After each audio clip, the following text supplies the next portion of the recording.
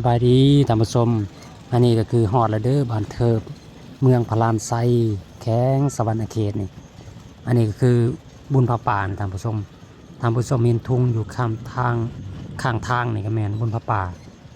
นี่บุญพระป่าสามัคคีท่านผู้ชมมาทอดอยู่บ้านเทิบ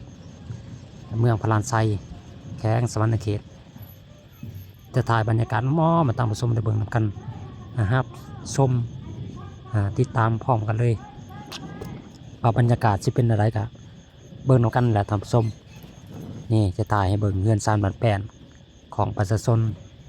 อยู่แคมทางกันสิประมาณนี้ท่านผู้ชมอันนี้คือดังเดิมเลยได้ท่านผู้ชมเฮือนซานบ้านแป้นสิประมาณนี้ทรงนะอันนี้คือทรงใหม่ในแล้วนี่ถ้าคนที่มีเงินแน่แล้วก็เฮ็ดเป็นสองสั้นแบบนี้อันนี้คือรุ่นใหม่เฮือนใหม่แต่เฮือนเก่าๆนี่ก็สิเป็นแบบนึงอีกท่านผู้ชมให้ทำส้มเบิ่งเลยนำกันหลังที่อันนี้ก็แมนนี่ฮอดแล้วท่านผู้ชมขับส้มต่อไปเด้อ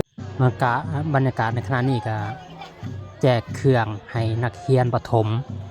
บ้านเทิดท่านผู้ชมนี่อันนี้คือเด็กน้อยบ้านเทิดเด้อนี่ท่านผู้ชมโรงเรียนประถม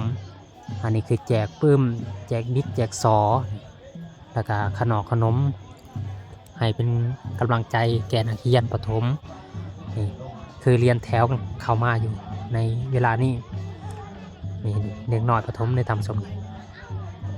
เขากับเกียมจัดแถวอยู่เขากับเอาเครื่องมาบริจาคให้เขานำแล้วก็บุญปลาพ่อมือนี่นะเฮ็ดบุญได้หลายอย่างได้ในช่วงหลายอย่างทำสมเฮ็ดบุญแล้วก็มาบริจาคพ่อมนี่ให้เด็กน้อยเป็นขนมเป็นบิ๊กเป็นซออันนี้ก็โรงเรียนนี่ที่เขาแนบเห็นอยู่นี่คือระดมทุนสร้างทางเบตงเข้าบ้านก็เลยประกอบมาบริจาคเครื่องจักรของให้นักเรียนพร้อมเลยเพื่อให้เป็นบุญเป็นศีล